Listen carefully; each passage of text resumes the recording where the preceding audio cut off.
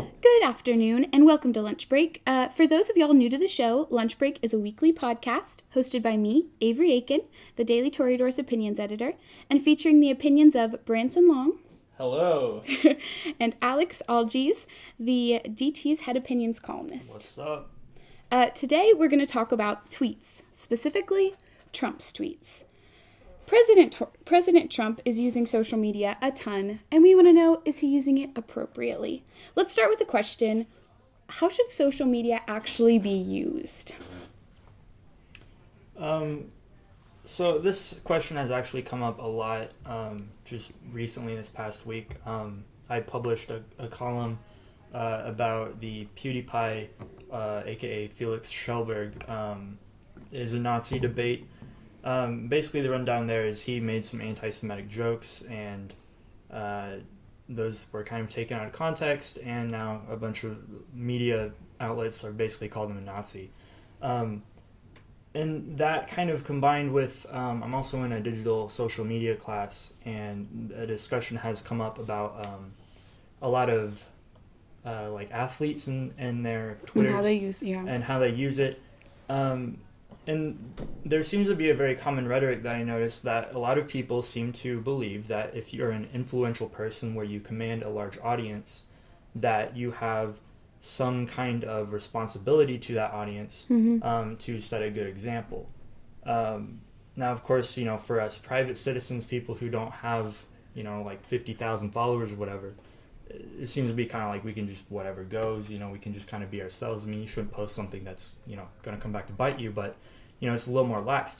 I think that should be the case for even influential people. I don't think that just because you have a large audience and just a large following, that means that you have to really watch what you say and really set a good example, because these people didn't always necessarily want the audience that they have. In the case of PewDiePie, he just started out making videos. He never imagined that he would become the biggest YouTuber.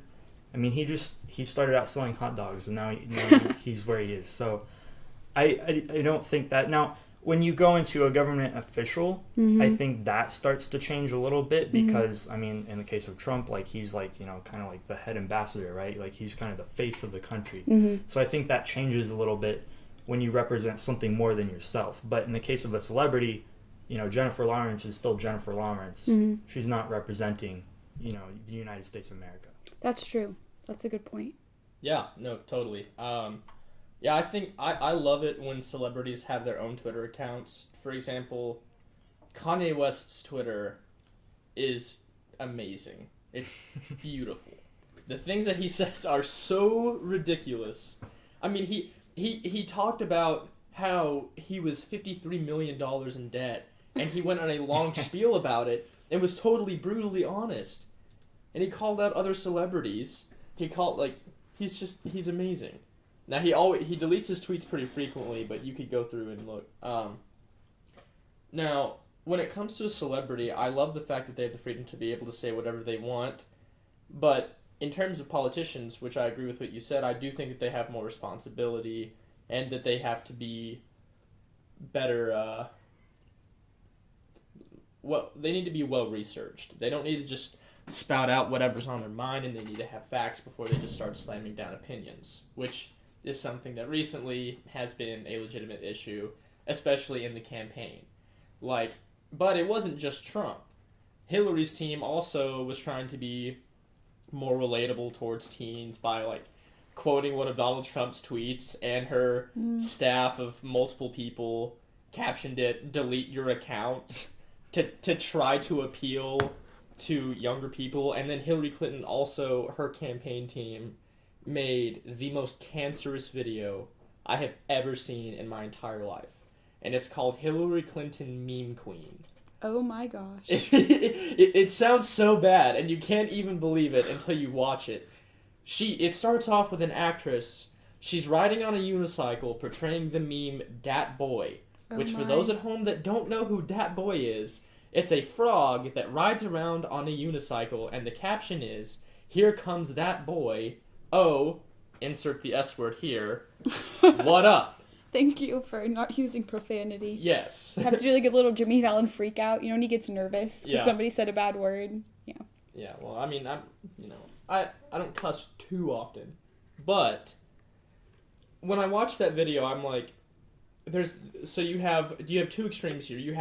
You have one candidate or one person and politician that does not give a rat about how they're perceived from their social media, and then you have the other who is just completely focused on how am I going to appeal to a larger audience. It's just pandering. Mm-hmm. There needs to be a middle ground. I agree with you, because I think that's the problem that we can run into when, like, if you were to look at President Obama's, he had 2 Twitters while he was president. The POTUS one was started, but then there's also the Barack Obama one.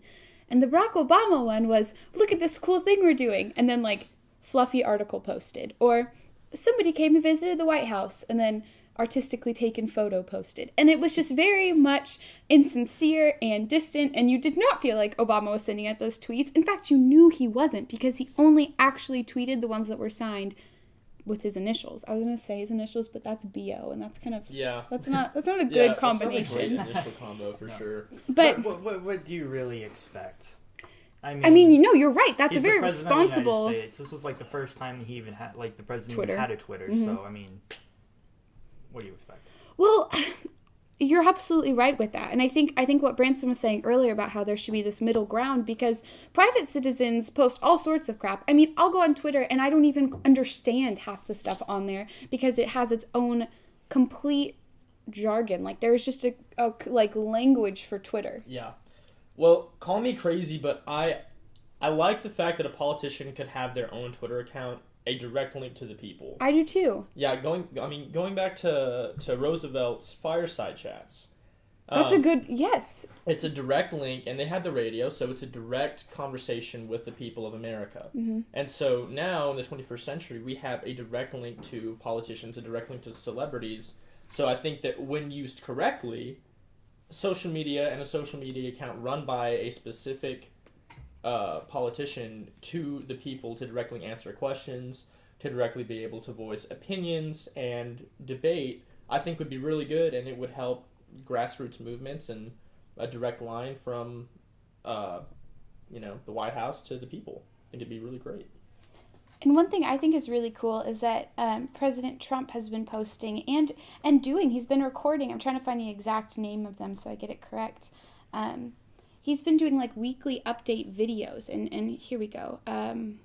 His weekly address. And so I know that other presidents have done similar things, but I think it's really neat that he's trying to keep a constant communication between the American people and himself, because, I mean, right now we're very clearly seeing that the news media is failing in some ways to report factually on what's going on politically. And in a lot of cases, I'm sure they are reporting factually, but I think we're at such an emotional point with the state of the United States that the news media cannot separate their own feelings and biases. Fake news. It's all fake news. Thank you. Like, they cannot separate their own biases from what they're reporting on. And I don't think that's the case across the board, but I do think it's happening. And because President Trump is directly communicating with the American people, I think that that's kind of skipping over this middleman and taking away a lot of their power, which is annoying and upsetting the news media. But at the same time, I mean, it's a privilege to get to be that middleman, and we need to use that privilege responsibly. Well, and also I think, the media is kind of the mediator as well. Mm-hmm. I mean, if you go look at Trump's Twitter, it's very emotionally charged. And so, I mean, the media's job is to take the information and then interpret that and put that into a news story. And, you just get, with Trump's tweets and things, you just get such a very one-sided view of everything that's just, charged and fueled with emotion. And it's just so, it's not representative of the entire picture. Mm-hmm. No, you're absolutely right. It's not representative of the entire picture, and I think like Branson had mentioned earlier, I think it doesn't serve him well in a lot of ways, because if he does post something that is inflammatory, people are responding negatively, and ultimately. Well, okay, on the first when you just look at it I think, yeah, that's easy to say that it isn't serving him. But on the flip side, obviously he's still doing it. Mm-hmm. And there's got to be a reason for it. So, whatever that reason may be, there's a lot of people that will be negative, but there's also a lot of people that will be positive. Mm-hmm. Now, I think in the context of the media, it's very obvious where most people kind of lie Mm-hmm. on that. But because it's kind of funny because like when I come in here to the Daily Toreador newsroom, you hear a bunch of crap being talked about Donald Trump all the time. But when I go into when I leave the newsroom Mm-hmm. and when I'm out and about and things, all of a sudden the rhetoric is kind of changed. There's a lot more pro-Trump things being talked about. Even when you'll bring up some of these crazy tweets Mm-hmm. that he says, a lot of people are like, oh yeah, but that's okay, but, or whatever. They don't have a problem with it. Mm-hmm. So I think context and where you look at that does make a difference. That's a very good point. Yeah. And we go to a very conservative school, so our campus is going to be perhaps more so than other campuses skewed in favor of Donald Trump. But I also think it's a really good point that, I feel like a lot of people have forgotten that Donald Trump was elected. So there is a silent majority that is in support of what he's doing, who he is. Yeah. I agree with that. However, I voted for Trump. I have issues with his Twitter. I think it's ridiculous. I think that it's reasonable for someone to support a person as much as they can. You're not going to agree with everything he does because he's not you. You probably don't agree with everything you do yourself. I don't. I hate myself. No, don't say I'm just that. kidding. No, but an example of this is just how ridiculous and far out his tweets can get. And also, the stuff that he said about Meryl Streep after her Golden Globe speech. Oh, he tore her apart. What were the exact on tweets? Facebook. Do we have them? Or the Facebook? I have some of his tweets, but, the gist... Let me see if I can pull it up. Okay.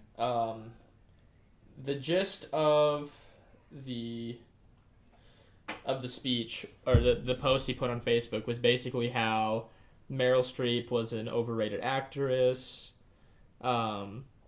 Which I think that's a hard battle to take up. That's a hard fight to take on because Meryl Streep is widely regarded as one of the best actresses ever. Yeah, so... Why does the President of the United States care? Exactly. Yes. Why does he need to comment? Exactly. So he responds, Meryl Streep, one of the most overrated... That's an awful impersonation, I'm sorry. One of the most overrated actresses in Hollywood. Doesn't know me, but attacked last night at the Golden Globes. She is a Hillary flunky who lost big. For the 100th time, I never mocked, in quotation, a disabled reporter, parentheses, would never do that, close parentheses, but simply showed him groveling when he totally changed a 16-year-old story that he had written in order to make me look bad. Just more very dishonest media. It's an actress expressing her opinions. Now, do I think that it was kind of a weak thing to do on her part? Yes. She's not being brave. Everyone in the room expected her to say something, just like everyone expected Lady Gaga to make a politically charged speech at the Super Bowl, and they got upset when she didn't. Mm-hmm. You're in a room with the Hollywood elite, who are some of the most liberal people on the planet. You're not doing anything out of the ordinary. Come on. No, you're right. Yeah, but at the same time, I also have a list of some of Trump's tweets, which are just awful. Where is it? I think, quickly before you pull those up, it's interesting that Meryl Streep would, because we're sharing our opinions right now, and there might be some response, but nobody is going to, we're not going to get blacklisted or have somebody decide that they're going to stop watching our movies because we said what we said, or we're not going to have the New York Times writing articles about what we said. That's just not our scope of influence. And so it's interesting that Meryl Streep's opinion is so much more controversialized and commented on. That's her opinion. She is allowed to have that opinion. Granted, she shared it on a very public stage, but opinions are opinions, and I think there reaches a point where they need to be taken with a grain of salt. Yeah, I feel that. She is a celebrity. She's not... I don't know. I mean, some people take celebrity opinions way more seriously than I do. They're just a bunch of people with money who are good at acting or look pretty or whatever. I mean, what really do they know? I mean, it depends on the celebrity, but Well, the problem with that, though, is a lot of celebrities, I mean, because they're in so much power and they have such a large cultural influence, they can also influence politics. Mm-hmm. And by giving political views and by giving viewpoints that are similar with their colleagues, they can just spew whatever agenda that they want in order to sway their audience and sway the people that are going to go watch their movies because they're trying to get what they want. Mm-hmm. So, which again, I mean, going back to how celebrities can handle like social media and whatnot, I don't necessarily have a problem with that. I would also say that, I mean, if you're gonna take all of your political advice and opinions and views and all that from, you know, your favorite celebrity, well, you've got another thing coming. I mean, there's a bigger issue there. But yeah, I mean, again, celebrities, they're not reporting the news. They're just off doing whatever they do. There's only so much that they're involved with. And I'm not saying that, oh, you should go listen to journalists or anything because they handle the news all the time either. No, you just, I think the key to it is to not take anywhere too seriously. Mm-hmm. And I've always been a big proponent, like, of, you know, where I get my news and things, getting that from several different sources. Mm-hmm. There are some people out there, especially down here, that get a lot of their news from Fox News, and that's just kind of, I get my news from Fox News, Mm-hmm. and Southern that's what it is. perspective. That's kind of the end of it, and that's fine. Now, my personal opinion of Fox News aside, that's fine, Mm-hmm. but you're still going to get a one-sided view of that. Mm-hmm. You know, maybe go somewhere else. Get, you know, a great way to do it is get, you know, a news aggregator app or something. Mm-hmm. You know, follow more people on Twitter than just the ones who are really right wing. Maybe follow some left wing stuff. Mm-hmm. If you, you know, I mean, if you just lock yourself down to one or two sources, that is a problem. Mm-hmm. But I don't think that it is necessarily a problem for those, you know, producing that content and putting out those opinions. I don't think that they're to blame for that. No, you're right. I think Agreed. the people are to blame for that. But I mean, if Kanye West comes out and says some crazy thing and then a bunch of people, like, you know, just take that for what it is, that's on them. I don't think Kanye or whoever Yeah. Is at fault for that. Well, I think that brings up a great point that right now we are not good consumers of information. We a lot of times take what's given to us. We expect news sources to chew our news for us and completely process it and hand it to us. And I mean, that's one of the first problems that we could look at when addressing. And, you know, Trump even promotes that too. I have a tweet right here. Very typical of him. It reads, "The fake news media is going crazy with their conspiracy theories and blind hatred. MSNBC and CNN are unwatchable. Fox and Friends is great." And Yeah. again, now, personal opinion aside, I will say that, I mean, Fox is not probably the most moderate source of news, but as the President of the United States, if you really care about the American people, wouldn't you want them to actually get the full story? It's a Yeah. very good point. And this is just the thing, like, people in government these days don't seem to have the American people's interests at heart, best Yeah. interest. It's all about me, it's all about power, it's all about, you know, their personal Influence. agenda. Mm-hmm. yeah. Well, when it comes to the full story, though, I think that it's very hard now for citizens to be able to get the full story without sure. it being biased. I mean, 96% of people in our nation do not trust the media. 96%. Where'd you get that stat? I got that stat from. Where did I get that stat? It was a national. I think the National Review. Let me see. Keep talking. I'll cite it Yeah. for you. Which is nuts. Yeah. You know, for me personally now, this may sound ironic as, you know, as a, I guess, journalist. But, you know, I don't necessarily trust the media.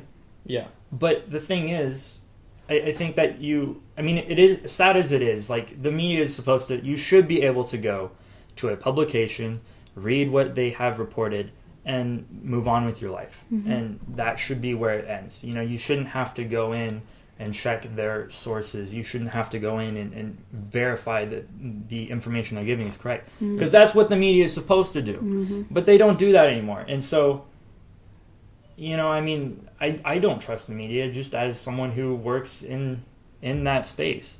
But again, I think if you will go to various places, because what I find a lot is, I will get news from various places, and I'll read this story from here. Yeah. I'll read the same story from over here and over here, and you kind of package all of that information together, and then you get the full story. But when was the last time you actually read a story from a publication, and that was all of the information that is available in the story? That's a very good point. It's not entirely included in one story. Well, it's all agenda driven. Also, it was 94%, and it was Associated Press, so I was 2 off. But nice. That's so much better. Yeah, exactly. So much better. Thank goodness it's not 96. Yeah, that'd be bad. No. Yeah, still awful. No, but he makes a great point though. But then the problem is, so yeah, you're not getting all the information, but why are we not getting all the information? Ooh, that is a great question. Because the reasoning for that, you have to go, well, is it because they're not doing their job and they don't know how to be real journalists? I don't think so at all. It's their job. The problem is, every news network, doesn't matter who you're pulling for, doesn't matter if you're diehard conservative, diehard liberal, whatever, it's become so agenda driven. And if something fits outside of an agenda, it doesn't matter who you're rooting for. It no longer becomes the real news.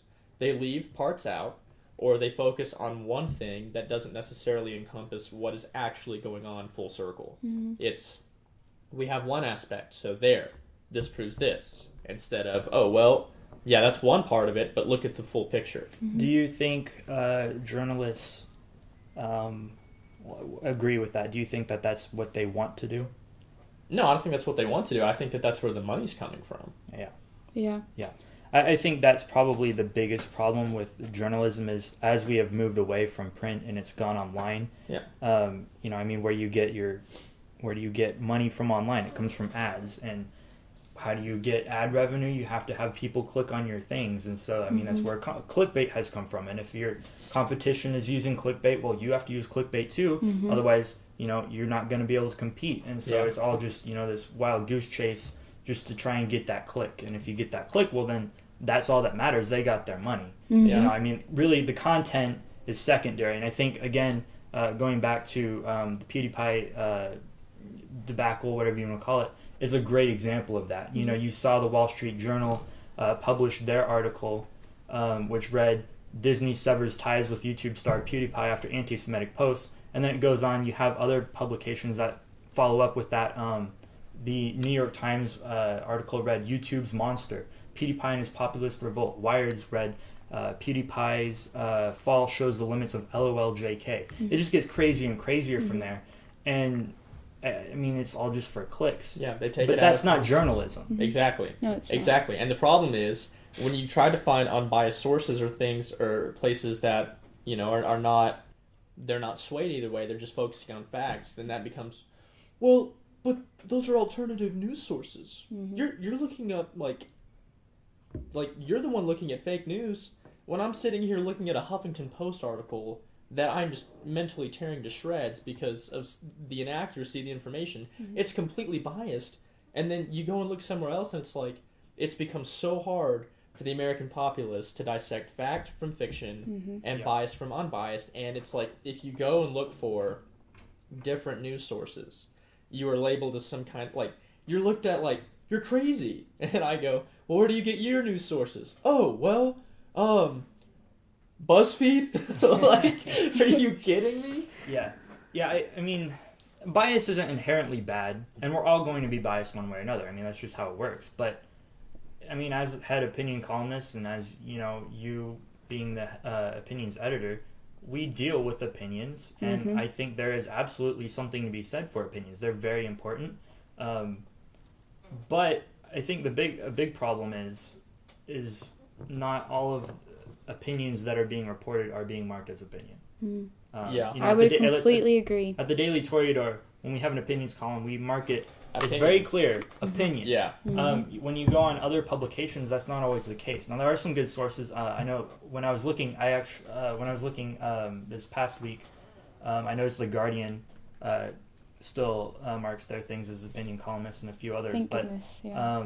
there's so many other publications that it looks like just a run-of-the-mill news article, but if you look at it, it's so much editorializing injected in that. Yeah. And the problem is sometimes that's very easy to tell.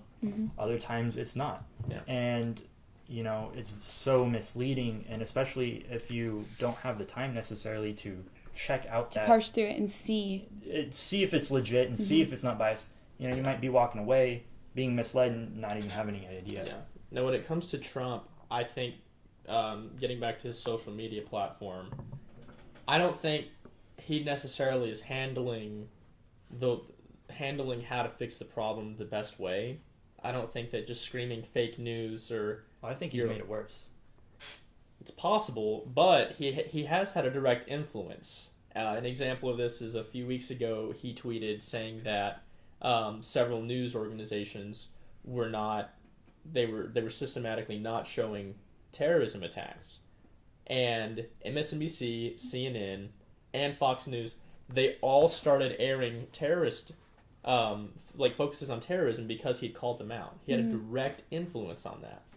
So it's weird. And that's an important thing to see, because if we talk a lot about how the news media doesn't cover attacks in Middle Eastern countries because they're so frequent. Well, okay, awesome that the news doesn't want to be covering that all the time. However, that's an important part of what's going on globally. And if the American people are not getting the full picture of what our involvement in the Middle East looks like, or just what the state of it is, then that's a huge part of our conscious that's being taken away. You know what I mean? Being failed to reported on, I think. Yeah.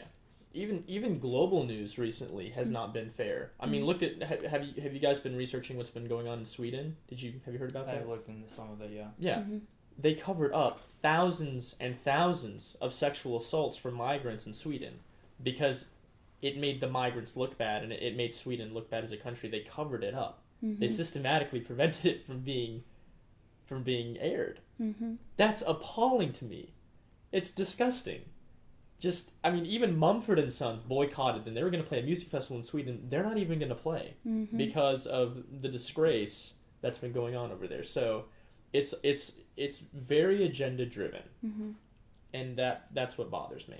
With that being said, do you guys think that we're moving in a good direction having Donald Trump tweet things out, or do you think that it's making things worse? Do you think that we're heading somewhere that could be potentially very beneficial, or do you think we're headed somewhere that could be terrifyingly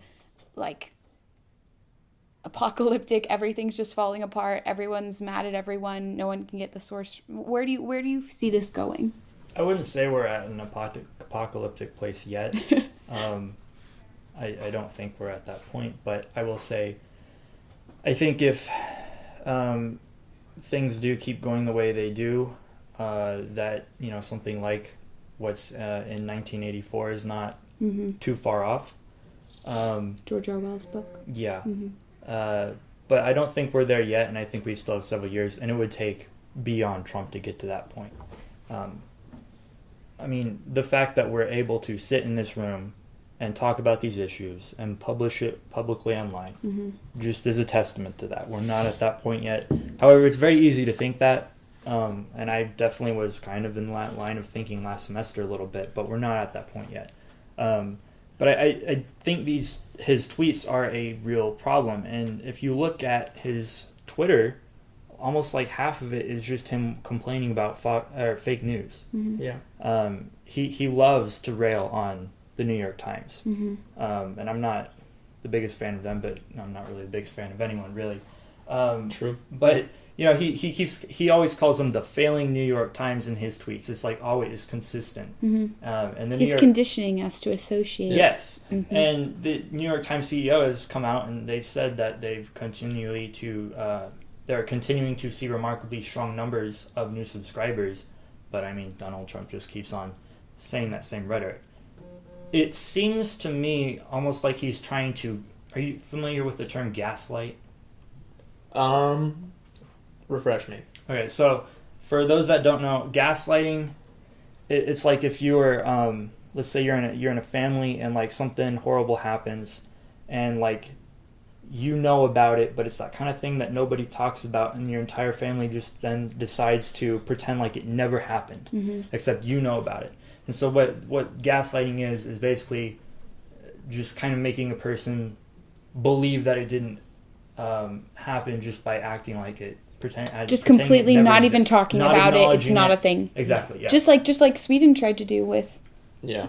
Yeah, kind of. And that seems to me kind of like what he is trying to do with his Twitter. Is he's just trying to gaslight the country that some of these things going on behind the scenes maybe aren't happening. A little while back, the Intercept reported about a girl that was shot in the neck and killed, left bleeding to death over the course of 2 hours. I believe that was in Syria. And does that ring a bell for anyone? I mean, this is the thing. I have it right here. You can see this entire article about it. And, I mean, this is like kind of a big deal, right? Now, if you go into it, this is a bit of a continuation of Obama's thing, but the problem is there are these things that are going on behind the scenes that just slip under the radar because everyone else is paying attention to fake news. Everyone else is paying attention to Trump's travel ban. Everyone else is paying attention or even just to his inflammatory tweets. They're just noticing the tweets, not. And it's great. I mean, maybe that's kind of how he came to win the election. I mean, I still don't fully understand how he won the election saying everything he did. I would have thought that Americans are better than that, and that we actually, care about people, which I don't necessarily think that Trump was giving out a message of peace and love. But yeah, I mean, it sounds a little conspiracy theory, I will admit, and you can't fully prove it, but I do, at the same time, I don't think in this day and age, when we have everything as we saw from the Snowden leaks, when we have all of these things going on behind the scenes and the government kind of just, breaking its own laws and things with surveillance, all of these kinds of crazy things, I don't think that facts are the end-all be-all. And that sounds kind of crazy, I know, but I'm not saying that facts are misleading. No, they certainly speak to a degree, but everything, because of the government and because of all of these things going behind the scenes, you don't have concrete proof for everything. And if you really start to look at it and you get into it, there are some puzzle pieces that seem to connect. And I'm not saying that they necessarily do. I'm not claiming one way or the other. I'm just saying there's more going on behind the scenes than what we realize and what the mainstream media is reporting on. And when Trump goes out and tweets these kinds of things, that very much distracts from all of that. So you are wary of where we're headed with these tweets? Absolutely. Branson, how are you feeling about them? I see a few different outcomes from them. Some of them good, some of them bad. For example, right now, Trump's approval rating is at 55%, which is what the Drudge Report has reported. He's at 55%, which is a lot higher than a lot of people thought he would be at this point. Also, 55% of people agreed with his quote-unquote Muslim travel ban. So it's not like he's the hate monger that he has been portrayed as when a lot of people agree with what he's saying. Now, the issue lies, in my opinion, it lies with... Sorry, not to interrupt you. Sorry, that girl that I mentioned, not Syria, that was Yemen. I apologize. Thank you. You're good. So, the problem lies with the way that he's going about it. Because I think bringing to attention fake news stories or stories that aren't true, or the way that they portray him in the media, I think that could be beneficial because that shows the citizens of the nation, number one, they're not being fair, they're lying, and number two, that shows these news companies and these corporations that they have to fix it. They have to work from the inside out to be able to actually report in an unbiased manner and get real stories. That's fair. The problem is the way he's going about it. Throwing a temper tantrum on Twitter and screaming fake news over and over again is not the way you combat the system. The way you combat the system is with facts, and the way you combat the system is with evidence.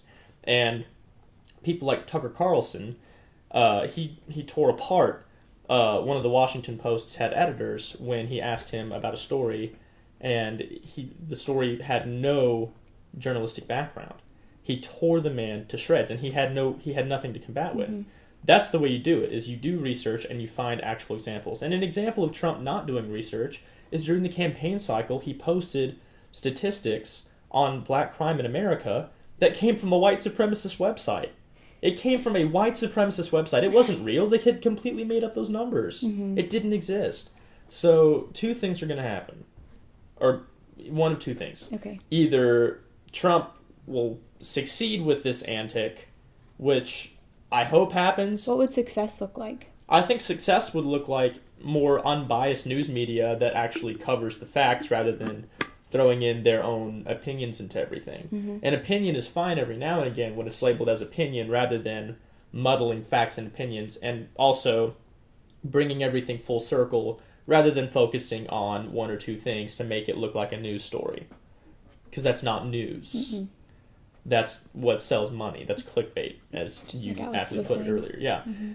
Or you have the flip side of that, which is no one listens to Trump anymore. They just label him as crazy, which the news media has tried very hard to do. Absolutely. Yeah, they try to label him as crazy, and they just shut him down, and everyone turns to the media for answers rather than the president. Mm-hmm. In my opinion, I don't see the latter of the two happening because of his approval rating right now and because it's continuing to climb. Mm-hmm. Because it started off at like 37% and is now at 55%. What if we see a mix of both, where no one really trusts the media and Trump? Well, if we see a mix of both, the media would have to continue to be more unbiased. Well, sure. So if the media becomes more unbiased and people don't trust the media and more people trust Trump, yeah, that's a possible scenario, but I think that there would be incentive for the media to really focus and to bring people back by. I think it'd be good if the media. Oh, absolutely. Yeah. Yeah. I mean, that's the thing. Like, yeah, I agree with Trump on the standpoint that we do need to be promoting more honest journalism, less misleading journalism. But then he comes out with his campaign. The Bowling Green Massacre, like, what was that? Mm-hmm. You can't say, oh, you need to be more honest, you need to be more credible, and then just pull something out of your butt like that. It doesn't work. You totally can't agree. It doesn't. It has to go both ways. Mm-hmm. Yeah. I think to sum up the conclusions that you all have kind of come to, overall, America and really the world, because we are influential across borders. I mean, there are people paying attention to what is going on in the United States all over the world right now.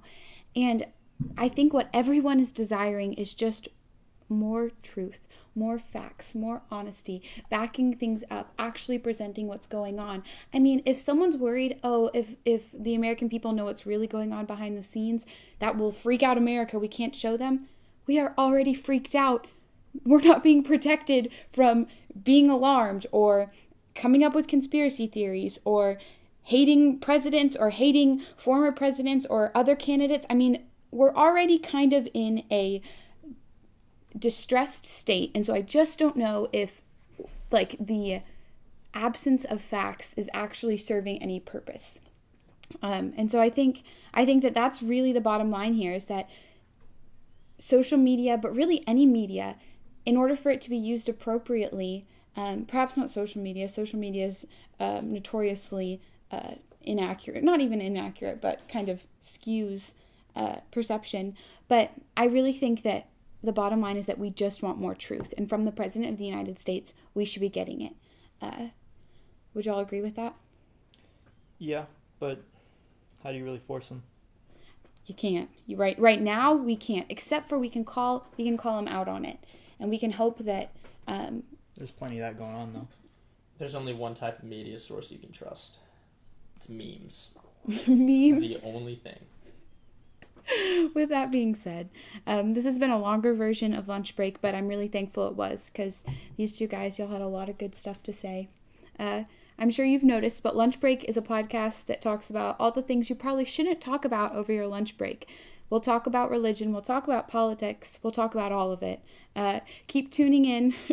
maybe don't actually have these conversations during lunch, but you can listen to ours. Thank you so much, and we will see y'all next week.